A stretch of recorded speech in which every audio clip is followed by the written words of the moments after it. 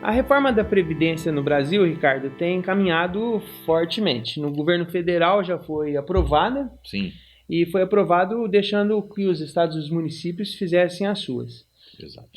No estado de São Paulo, semana passada, com a ajuda da Polícia Militar, tropa de choque, muita bomba, o governo do estado do Dória aprovou a reforma da Previdência do estado. Foi isso? Foi isso mesmo, uma violência assim absoluta, absurda contra a mobilização de servidores públicos que foram lá protestar legitimamente contra um processo que está retirando direito deles. Então, mais de 20 mil servidores públicos foram recebidos com bomba, não é, de efeito moral, bomba de gás lacrimogênio, inclusive com denúncias de que bomba vencida porque tem um efeito maior, não é? E muita violência. E aí, por 52 votos a 32, o governo de São Paulo conseguiu aprovar uma reforma da Previdência ainda mais dura contra os servidores públicos do que aquela que foi aprovada no governo federal. E é importante dizer que essas reformas, Paulo Honório, elas fazem parte do modelo do projeto neoliberal que está sendo reimplantado no Brasil, né?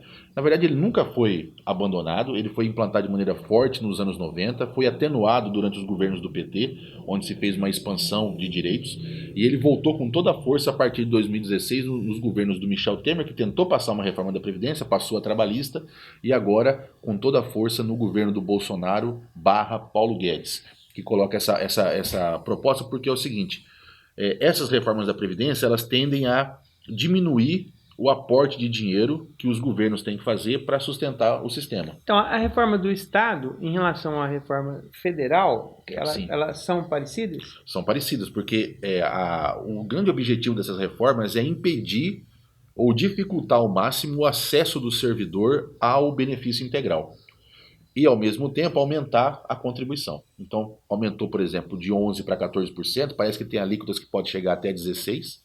Então você aumenta a contribuição do servidor ativo e inativo, você aumenta o tempo de contribuição, parece que passou para 25 anos, né, o tempo de contribuição, você aumenta a idade, né, tanto para homens quanto para mulheres passando dos 60 anos, ou seja, todo esse sentido é para você dificultar ao máximo o acesso ao benefício integral. E aí o servidor e a servidora que queira ganhar um pouco mais vai poder ir atrás dos bancos o lucro, né? E aquilo que os governos, tanto a União, estados e municípios, vai economizar com a previdência, não vai ser aplicado em outro, na saúde, no asfalto, na segurança. Ele vai ser, na verdade, destinado ao pagamento dos juros da dívida, porque esse é o acordo, né? É o acordo dos estados nacionais com o Brasil de fazer com que os orçamentos públicos sejam um grande instrumento de financiamento do capital financeiro, do capital rentista, né? Aquele que ganha através dos juros. Ricardo, agora não tem mais volta, né? Governo federal, governo estadual fecharam essa reforma.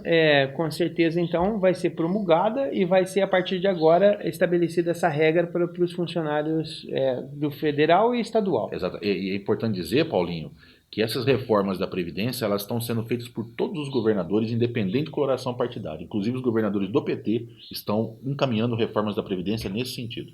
É uma grande dificuldade. Você lembra que a gente falou aqui no vídeo, na época da reforma da Previdência do Temer, do Temer não, da reforma da Previdência do Bolsonaro, que a oposição, principalmente a oposição de esquerda, estava com muita dificuldade em estabelecer uma contraproposta. Por quê? Porque quando a esquerda esteve no poder com o PT, ela também fez reformas da Previdência. Então, assim, falta, na minha opinião, né, falta a oposição de esquerda no Brasil estabelecer qual é o seu lado, qual é a sua proposta. Fazer essas reformas neoliberais, contribuir com isso. Os governadores do PT, por exemplo, que estão fazendo essas reformas nos estados, estão fazendo porque estão sendo pressionados, porque se não fizerem não vão receber o financiamento da União, que é importantíssimo manter o Estado saudável nas suas contas, ou estão fazendo porque acreditam que isso é realmente um caminho que o Brasil tem que fazer. Vixe. Bom, e aqui em Ribeirão Preto também tem a reforma municipal, né? Porque o sentido é passar por todas as instâncias, né? União, estados e municípios. A reforma da Previdência que o Nogueira estava encaminhando agora é a reforma do IPM, do Instituto dos Municipários, de Previdência dos Municipários. Mas o Nogueira já passou dois pontos importantes, né? Ele colocou o teto do INSS, que hoje está por volta de R$6.000, para os novos servidores que entrarem, e já aumentou a alíquota de contribuição de 11% para 14%. O que ele queria fazer agora é a reforma do IPM, estabelecer o aumento no tempo de contribuição, estabelecer o aumento na idade mínima e, principalmente, o que é mais polêmico, Paulo Honório, fundir os dois fundos previdenciários que existem, o fundo financeiro e o fundo previdenciário. Um funcionou até 2012, e é deficitário. O outro começou a funcionar a partir de 2012 para os novos servidores que entraram, e esse é superavitário com cerca de 500 milhões de reais em caixa. O governo Nogueira quer juntar os dois, fazer um único fundo, e isso é absolutamente polêmico.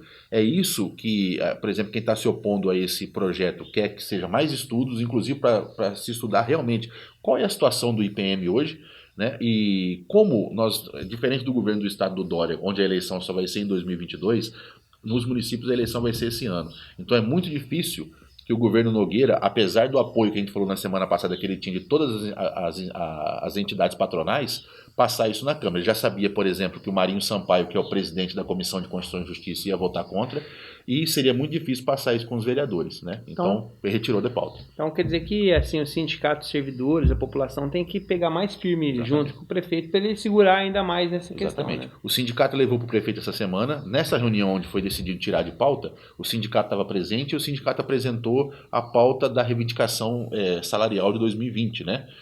A campanha salarial de 2020. E um dos itens dessa campanha é a retirada desse projeto de pauta. Então parece que isso foi acordado, o prefeito retira, não colocou ainda a meta se vai recolocar esse ano, se não vai, mas eu acho muito difícil colocar esse ano, exatamente porque é um ano eleitoral. Comprar briga com os servidores e fazer com que os vereadores votem um projeto tão antipopular assim, em época de eleição é muito difícil. Tomara que segure quanto mais possível, porque quem sabe a gente tem a mudança a nível federal também. Exatamente. Agora, essas mudanças, Paulinho, elas só vão acontecer, por exemplo, essas propostas vão ser barradas e, no futuro, mudadas com mobilização popular. Os servidores, eles já estão bastante conscientes do prejuízo que tomam com reformas como essa. O desafio dos servidores, dos sindicatos, é conscientizar a população de que isso é prejudicial para ela como população.